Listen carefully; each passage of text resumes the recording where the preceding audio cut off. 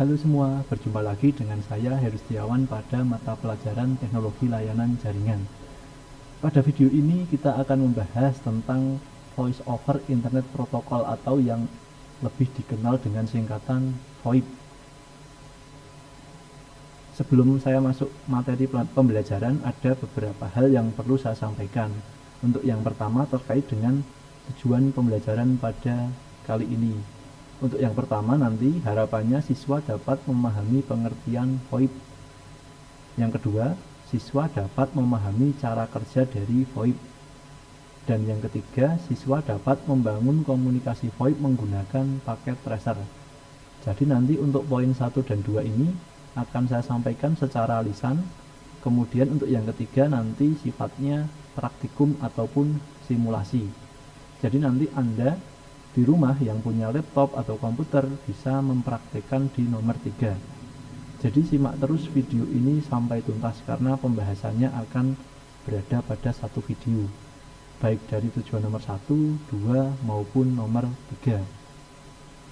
Yang selanjutnya sebagai pengantar bahwa kita sebagai manusia sering melakukan komunikasi. Contoh di sini ada 2 orang sedang berkomunikasi secara verbal atau menggunakan suara.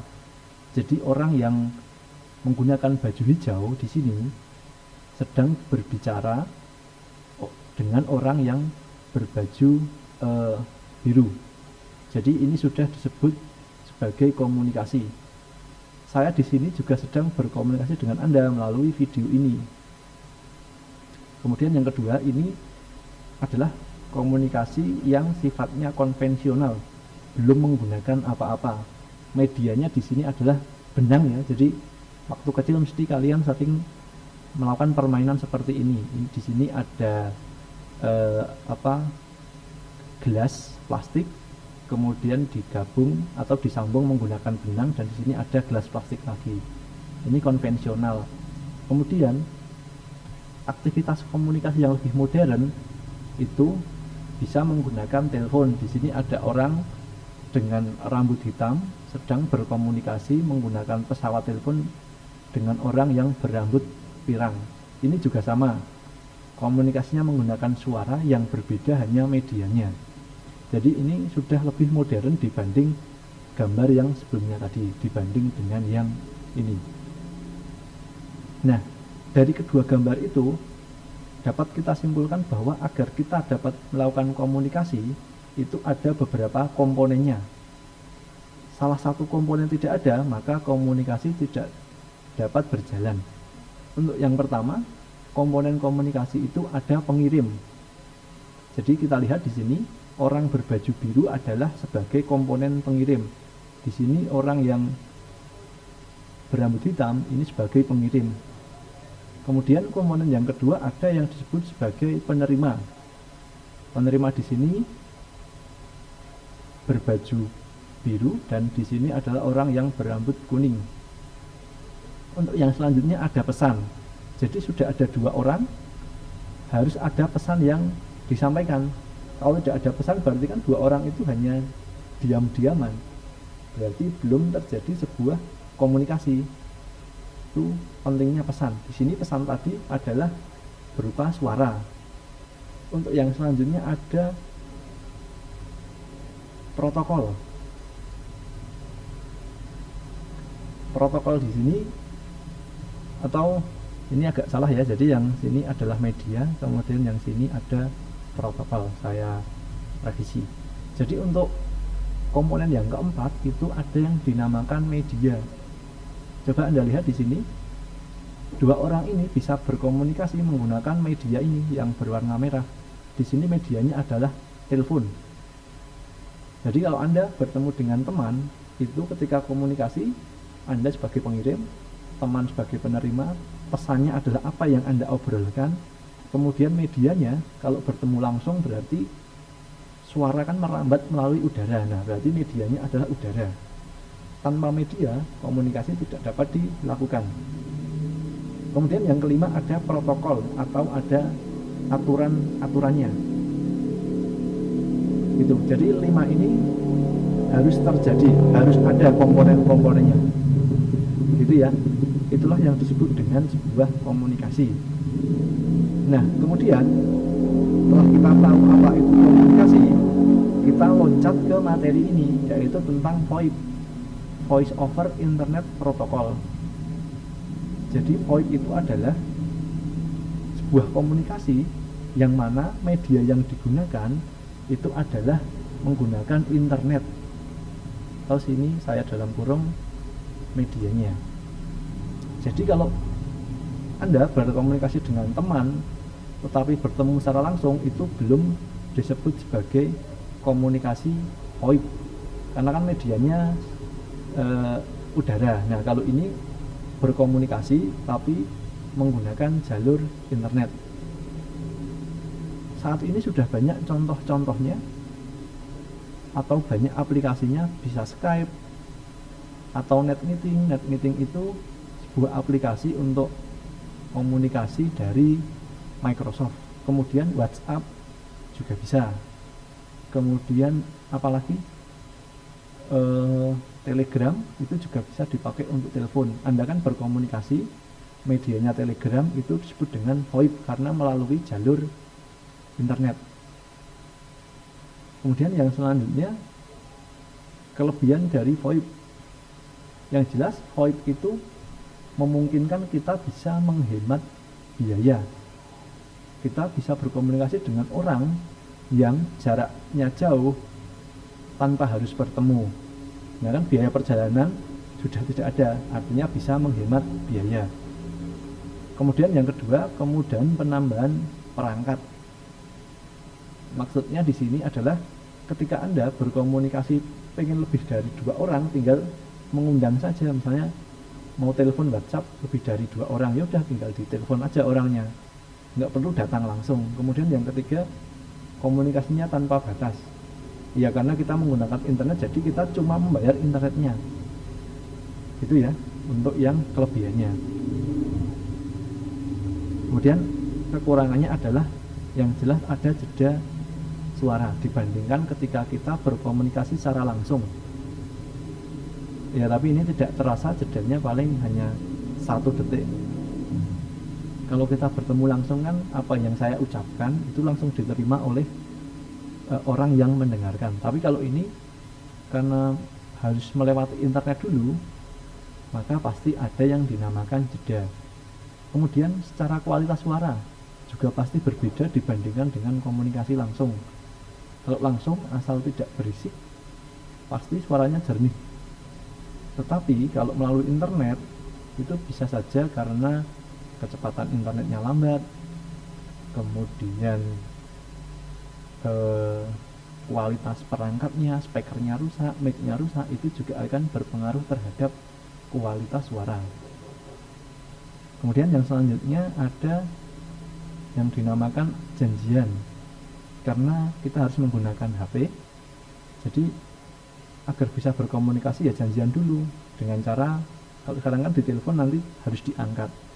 Tapi kalau komunikasi langsung itu kan asal sudah berhadapan atau dekat, itu komunikasi sudah bisa dilakukan. Itu terkait dengan materi pengantarnya, terkait dengan pengertian VoIP, contoh aplikasi, kemudian kelebihan dan kelemahannya. Selanjutnya kita akan melakukan praktikum. Jadi di sini kita akan membangun sebuah komunikasi menggunakan VoIP, tapi hanya sebuah simulasi karena Anda di rumah nanti tidak punya perangkatnya. Jadi kita cukup melakukan simulasi dengan sebuah software yang dinamakan paket tracer. Alat dan bahan yang perlu disiapkan nanti komputer atau bukan PC ya, tapi komputer atau laptop. Kemudian yang kedua ada yang dinamakan software paket tracer. Jadi nanti dengan software ini kita bisa melakukan simulasi membangun komunikasi menggunakan VoIP. Sebelum lanjut saya akan kenalkan sedikit terkait dengan paket tracer. Paket tracer itu adalah sebuah aplikasi simulasi yang dibuat oleh Cisco, perusahaan yang bergerak dalam bidang jaringan. Jadi dengan menggunakan paket tracer ini memungkinkan kita untuk melakukan simulasi pembuatan sebuah jaringan. Jadi nanti dalam paket tracer akan tersedia berbagai macam perangkat, mulai dari router, switch, konektor, end device itu bisa saja komputer, laptop, dan sebagainya. Jadi untuk bisa menghubungkan satu komputer dengan komputer lain, kita tidak perlu punya komputernya secara nyata. Nanti melalui aplikasi ini kita tinggal memilih mana perangkatnya, kemudian dihubungkan menggunakan apa. Jadi itulah kelebihan paket tracer. Bagi Anda yang di rumah punya laptop ataupun komputer, nanti bisa saja install paket tracer kemudian melakukan praktikum ini. Nanti tampilan awal paket tracer itu seperti ini, Cisco paket tracer. Setelah muncul tampilan ini, nanti tampilannya seperti berikut ini. Coba saya besarkan dulu. Ya nggak jadi, gini aja. Jadi nanti ada beberapa pilihan. Di paling bawah pojok kiri ini ada pilihan perangkatnya, bisa router, bisa switch, atau bisa komputer. Kemudian ini ada tipenya. Kalau ini router berarti nanti ada tipe berbagai macam. Kemudian kalau switch nanti bisa memilih switch portnya yang berapa, 8, 16 ataupun 24. Kemudian yang di sini tidak begitu penting, yang paling penting ada delete. Jadi nanti kita tinggal tarik dari pojok sini ke yang putih ini untuk menambahkan perangkat. Kemudian bagi Anda yang pengen melakukan simulasi ini di rumah, nanti bisa download di sini. Alamatnya nanti saya cantumkan pada deskripsi video ini. Jadi download paket tracer untuk Windows ya. Kalau saya kan pakai Linux. Jadi nanti sesuaikan sistem operasi yang Anda gunakan. Silahkan tinggal download aja, mau yang 64 apa yang 32 bit. Biasanya untuk komputer yang modern sudah, atau komputer yang akhir-akhir ini Anda beli sudah 64 bit. Tinggal Anda download saja. Nanti diinstal, ikuti instruksinya. Untuk proses penginstalan, saya yakin Anda sudah bisa, tidak perlu saya berikan contoh. Ya, selanjutnya terkait dengan skenario simulasi yang akan kita lakukan. Yang kita butuhkan nanti ada total ada 5 buah perangkat, 1 router, kemudian 1 switch, yang tengah ini disebut dengan switch, kemudian ada 3 telepon, IP phone 0, IP phone 1, dan juga IP phone 2. Tujuannya adalah nanti dari IP phone 0 bisa telepon ke IP phone 1, IP phone 1 bisa telepon ke IP phone 2, dan juga IP phone 2 bisa telepon ke IP phone 0. Skenario nya seperti itu. Saya ulangi lagi karena ini sifatnya simulasi, jadi kita tidak perlu menyiapkan telepon secara nyata. Kita hanya cukup menggunakan paket tracer sudah bisa praktikum. Jadi yang kita fokuskan pada praktikum ini adalah bagaimana cara melakukan konfigurasi VoIP atau komunikasi suara menggunakan internet. Itu. Oke, di sini saya sudah membuka paket tracer. Tampilan putih yang besar ini nanti adalah tempat untuk kita menaruh peralatan yang digunakan saat simulasi. Sesuai skenario yang telah saya sampaikan, bahwa nanti kita butuh 5 perangkat mulai dari router, switch, dan juga 3 IP phone. Oke, masuk ke paket tracernya, kemudian saya akan memilih router, klik router. Tadi tipenya 2811 yang paling kanan, klik, taruh di sini, kemudian pilih switch, pilih yang 2960 paling kiri, klik, kemudian pilih atau cari IP phone, itu letaknya di end device. End device IP phone ada di sini. Kita butuh 3, 1, 2, 3. Nah, kalau sudah, masing-masing perangkat akan dihubungkan menggunakan kabel. Kabel yang kita gunakan atau yang sering kita gunakan ada 2, cross dan stretch. Untuk kali ini kita akan menggunakan kabel dengan tipe stretch. Baik, masuk ke paket tracer lagi, kemudian pilih connection, pilih kabel dengan tipe stretch. Untuk yang pertama dari router, pilih fast Ethernet 00, di sini masuk ke 01. Yang selanjutnya dari IP phone, pilih switch ya, karena akan dihubungkan dengan switch. Masuk ke switchnya, kemudian lanjut lagi, switch 03, lanjut lagi, switch. Oke, di sini semua perangkat sudah terhubung. Yang selanjutnya adalah melakukan konfigurasi. Cara melakukan konfigurasi tinggal melakukan klik pada perangkat. Misalnya yang pertama kita akan melakukan konfigurasi pada router. Klik routernya, kemudian pilih CLI atau CLI atau kepanjangannya adalah Command Line Interface, di mana dalam melakukan konfigurasi akan menggunakan perintah-perintah. Ada pertanyaan, would you like to enter the initial? Ini ketikkan saja no. Oke. Pertama ketikkan enable untuk melakukan pengaktifan.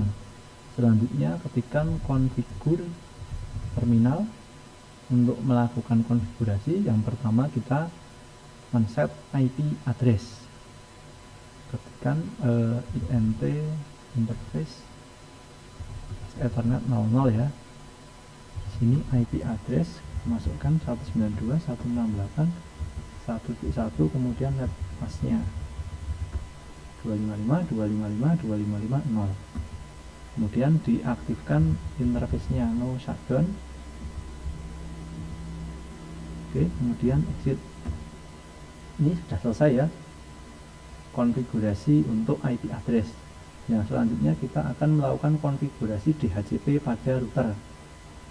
Caranya, ketikkan IP DHCP full voice, kemudian ketikkan networknya berapa, 192.168.1.0, pasnya 255.255.0, kemudian default routernya adalah 192.168.1.1, kemudian optionnya di 192.168.1.1, dan yang terakhir tekan exit. Ini sudah konfigurasi DHCP. Yang selanjutnya adalah melakukan konfigurasi layanan telepon atau telepon service pada router. Masuk ke telepon service. Oke, ketikkan ini enter, kemudian ketikkan max DN25, kemudian max ePhones 5. Yang selanjutnya IP source address 192.168.1.1, portnya 2000, kemudian exit. Oke, jadi di sini kita sudah melakukan 3 konfigurasi. Saya review dulu. Ini adalah konfigurasi dari IP address. Kemudian yang kedua sampai sini adalah konfigurasi DHCP pada router, dan yang terakhir DHCP pada router sampai sini, dan yang terakhir ini adalah pengaktifan layanan telepon pada router, sehingga nanti antara IP phone ini bisa saling terhubung. Oke, selanjutnya masuk ke langkah yang keempat, itu melakukan konfigurasi pada switch. Sama ya, ini CLI, enter, kemudian kita enable dulu, kemudian masuk ke configure terminal. Oke, enter, kemudian interface, range-nya tadi FA00 sampai FA04. Ada sedikit kesalahan.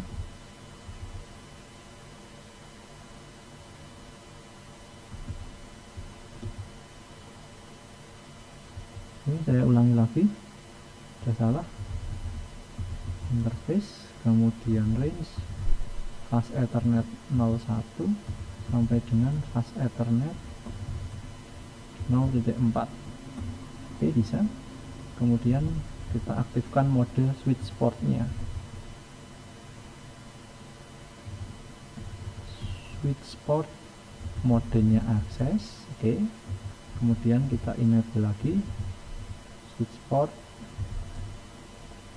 voice LAN 1, VLAN 1. Yang terakhir nanti di exit ini sudah ya konfigurasinya. Jadi yang perlu saya jelaskan di sini ada yang namanya interface range 01 sampai 04. Itu nanti karena di sini yang dipakai adalah port dari nomor 1 sampai 41, ini 01, kemudian lihat ya yang kecil ini 02. Kemudian di sini 03 dan ini 04. Itu asal usulnya dari situ. Perintah yang ini ada range-nya, yang dipakai itu yang mana. Oke, selanjutnya ini sudah warna hijau, berarti dari router ke switch sudah terhubung. Namun masing-masing IP phone itu masih berwarna merah, artinya belum terhubung. Kita masuk ke langkah konfigurasi nomor 5. Oke, masuk ke router lagi. Kita masuk ke telepon service lagi. Dan ketikkan auto sign 1 sampai 5. Oke. Sit, kemudian kita konfigurasi IP phone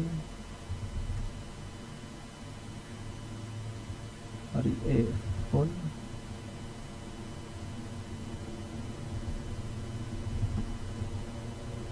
IP phone DN1 itu untuk yang ini. Itu kita set nomor teleponnya adalah 1111 4 kali ya. Kemudian exit.